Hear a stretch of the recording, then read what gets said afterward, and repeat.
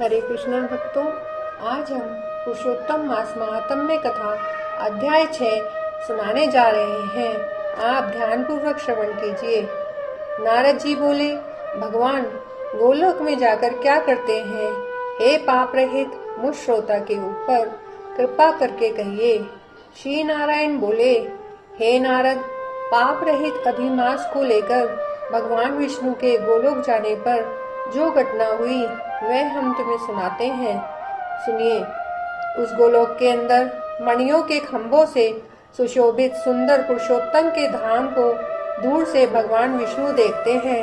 उस धाम के तेज से बंद हुए नेत्र वाले विष्णु धीरे धीरे नेत्र खोलकर और अधिमास को अपने पीछे कर धीरे धीरे धाम की ओर जाते हैं।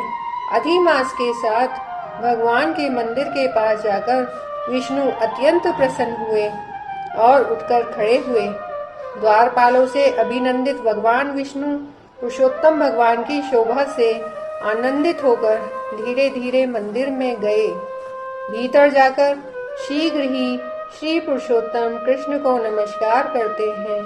गोपियों के मंडल के मध्य में रत्नमय सिंहासन पर बैठे हुए श्री कृष्ण को नमस्कार कर पास में खड़े होकर विष्णु बोले, श्री विष्णु बोले, गुणों से अतीत, गोविंद, अद्वितीय, अविनाशी, सूक्ष्म, विकार रहित, विग्रहवान, गोपों के वेश में विधायक, छोटी अवस्था वाले, शांत स्वरूप, गोपियों के पति, बड़े सुंदर, नूतन मेघ के समान श्याम, करोड़ों कामदेव के समान सुंदर, वृंदावन के अंदर रास मंडल में बैठने वाले, पीत रंग के पीतांबर से शोभित, सौम्य, भौं को चढ़ाने पर मस्तक में 3 रेखा पड़ने से सुंदर आकृति वाले रासलीला के स्वामी, रासलीला में रहने वाले, रासलीला करने में सदा उत्सुक, 2 भुजा वाले, मुरलीधर, पीत वस्त्रधारी, अच्युत, ऐसे भगवान की मैं वंदना करता हूँ। इस प्रकार स्तुति कर भगवान श्री कृष्ण को नमस्कार कर पार्षदों द्वारा सत्कृत विष्णु रत्न जटित सिंहासन पर कृष्ण की आज्ञा से बैठे। श्री नारायण बोले, यह विष्णु का किया हुआ स्रोत प्रातःकाल उठकर जो पड़ता है उसके समस्त पाप नष्ट हो जाते हैं और अनिष्ट स्वप्न भी अच्छे फल को देता है और पुत्र पौत्र आदि को बढ़ाने वाली भक्ति श्री गोविंद में होती है। अकीर्ति का नाश होकर सत्कीर्ति की वृद्धि होती है। भगवान विष्णु बैठ गए और कृष्ण के आगे कांपते हुए अधिमास को कृष्ण के चरण कमलों में नमन कराते हैं। तब श्री कृष्ण ने विष्णु से पूछा कि यह कौन है, कहाँ से आया है, क्यों रोता है? इस गोलोक में तो कोई भी दुख भागी होता नहीं है।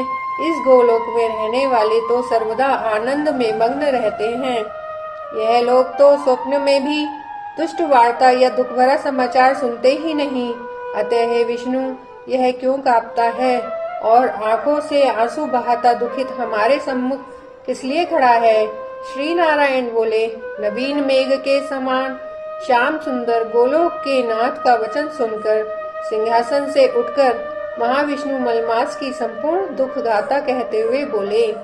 श्री विष्णु बोले, हे वृंदावन की शोभा के नाथ, हे श्री कृष्ण, हे मुरलीधर, इस अधिमास के दुख को आपके सामने कहता हूँ, आप सुने। इसके दुखित होने के कारण ही स्वामी रहित अधिमास को लेकर मैं आपके पास आया हूँ।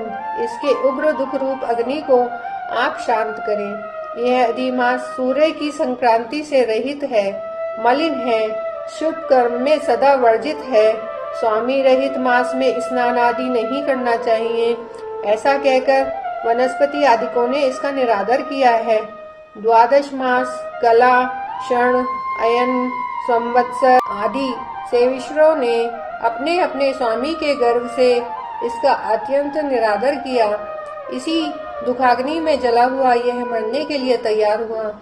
तब अन्य दयालु व्यक्तियों द्वारा प्रेरित होकर हे ऋषिकेश, शरण चाहने की इच्छा से ये हमारे पास आया और कांपते कांपते, घड़ी घड़ी रोते रोते अपना सब दुख जाल इसने कहा। इसका यह बड़ा भारी दुख आपके बिना टल नहीं सकता। अतः इस निराश्रय का हाथ पकड़कर आपकी शरण में लाया हूँ। दूसरों का दुख आप सहन नहीं कर सकते, ऐसा वेद जानने वाले लोग कहते हैं। अतएव इस दुखित को कृपा करके सुख प्रदान कीजिए। हे जगतपते, आपके चरण कमलों में प्राप्त प्राणी शोक का भागी नहीं होता है, ऐसा वेद जानने वालों का कहना है।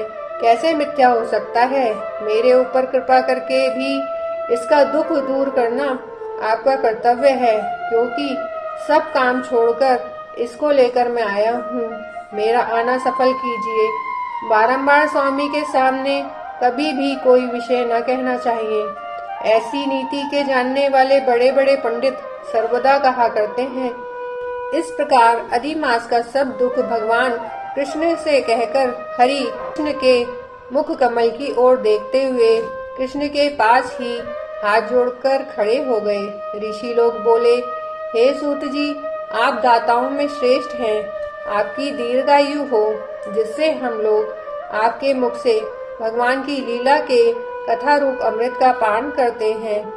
हे सूत, गोलोकवासी भगवान श्री कृष्ण ने विष्णु के प्रति फिर क्या कहा और क्या किया इत्यादि लोकोपकारक विष्णु कृष्ण का संवाद सब आप हम लोगों से कहिए। परम भगवत भक्त नारद ने नारायण से क्या पूछा? हे सूत, इसको आप इस समय हम लोगों से कहिए। नारद के प्रति कहा हुआ भगवान का वचन तपस्वियों के लिए परम औषध है। इति श्री ब्रह्म नारदीय पुरुषोत्तम मास महात्म्ये षष्ठो अध्याय। हरि शरणम हरि शरणम हरि शरणम। जय श्री कृष्ण।